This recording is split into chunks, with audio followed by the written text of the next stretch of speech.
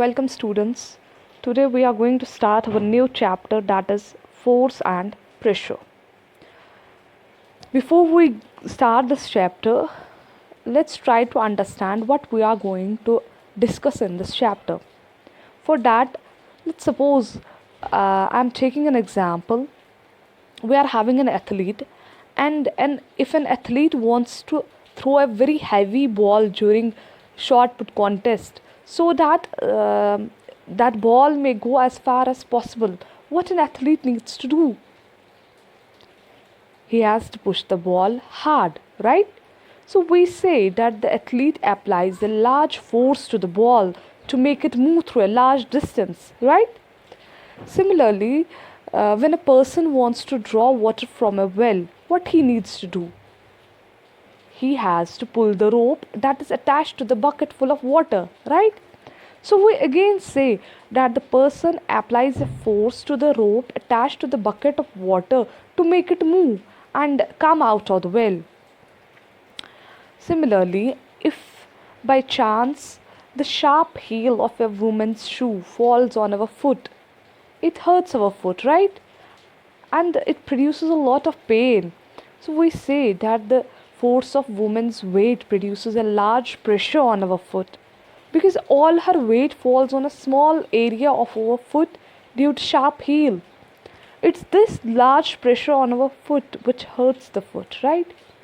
On the other hand, if there's a man's shoe which is having a broad heel and that falls on our foot, it hurts our foot, but not that much, right? Why? Because due to the broad heel, the force of man's weight falls on a large area of our foot, due to which the pressure that's produced on our foot is much less. So in this chapter, we'll discuss the various types of forces and the effects produced by these forces. We'll also study the pressure that's exerted by solids, liquids, and gases, including atmospheric pressure. So let's start by discussing force. Force. Say, suppose students, when we want to open a door, what we do? We have to push the door handle with our hand, right? And when we want to close the door, we have to pull the door handle with our hand.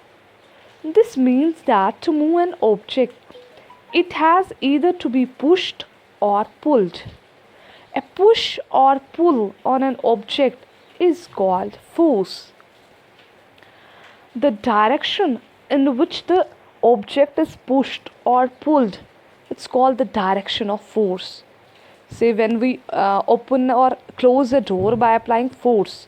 So see, when we push the door to open it, then we apply a force on the door in a direction that is away from us because we are pushing the door. So we are applying force in a direction away from us.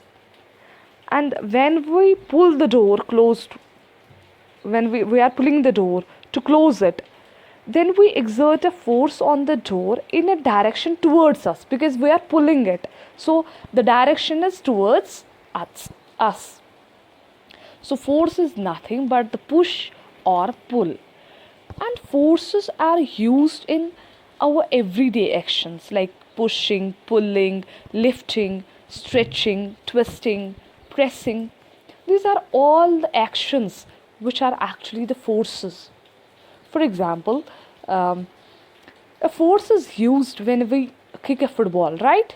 When we push a football. So a force is used when we pull a door. Also a force is used when we lift a box from the floor. A force is used when we stretch a rubber band.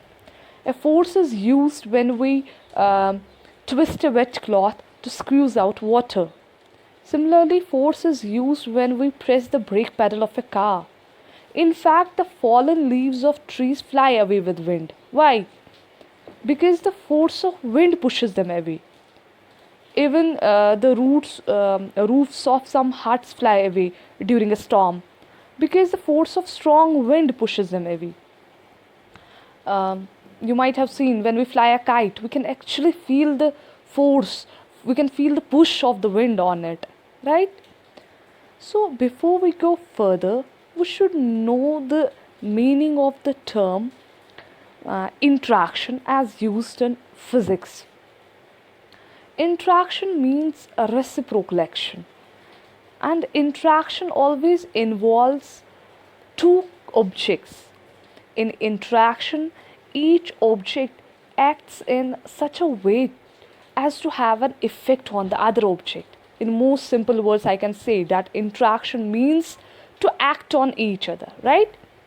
So, force is due to an interaction. Now, what is interaction? So, interaction means to act on each other, and an interaction of one object with another object results in a force between the two objects. So, you can say that force arises due to the interaction between the two objects. At least two objects must interact with each other for a force to come into play and show its effect. And if there is no interaction between two objects, no force can show its effect. Let me give you an example to make it clear. Suppose a man is standing behind a stationary car, okay? Now, since there is no interaction between the man and the car, so no force acts on the car, and hence the car does not move, right? Now, suppose the man pushes the car with his hands, due to which the car starts moving. Now, when the same man pushes the car, this means there is an interaction between the man and the car, right? And during this interaction, force arises which acts on the car and makes it move in the direction of the applied force.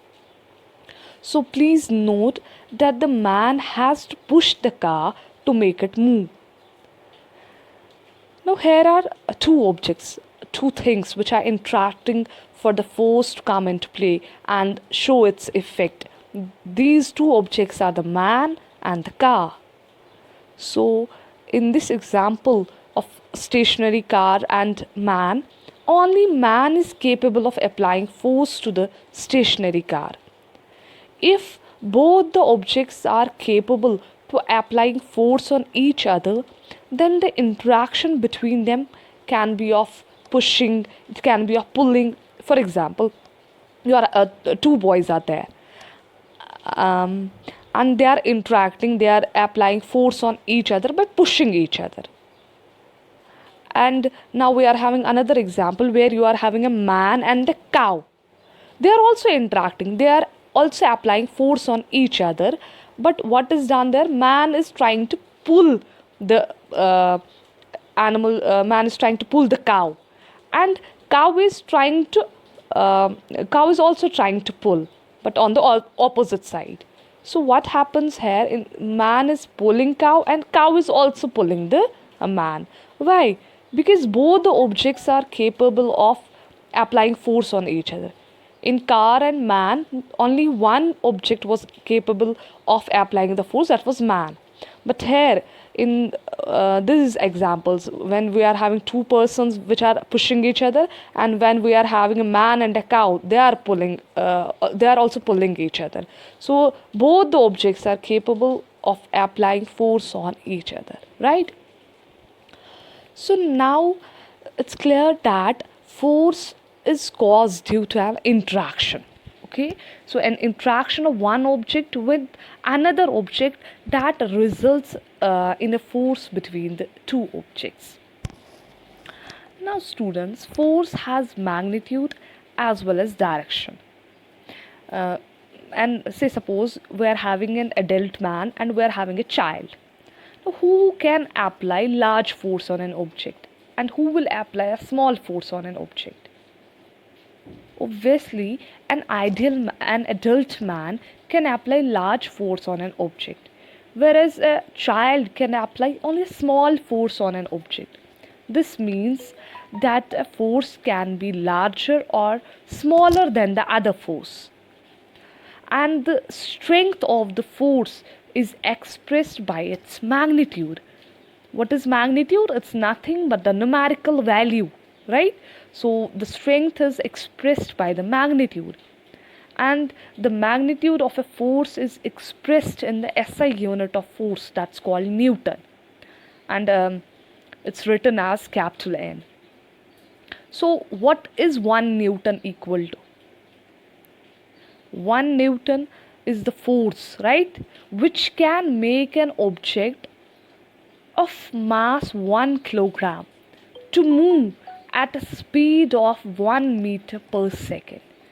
Because when I am applying force, the object will start moving and object will have some mass.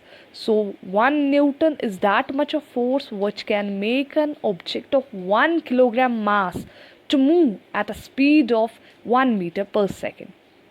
Now one more important thing is here, along with the magnitude of force, the direction in which a force acts is also to be specified. It's also taken into account. It's also important.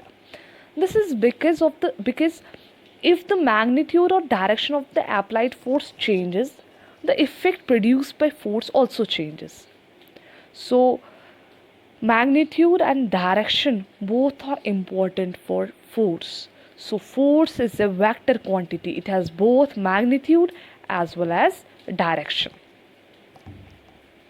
Thank you.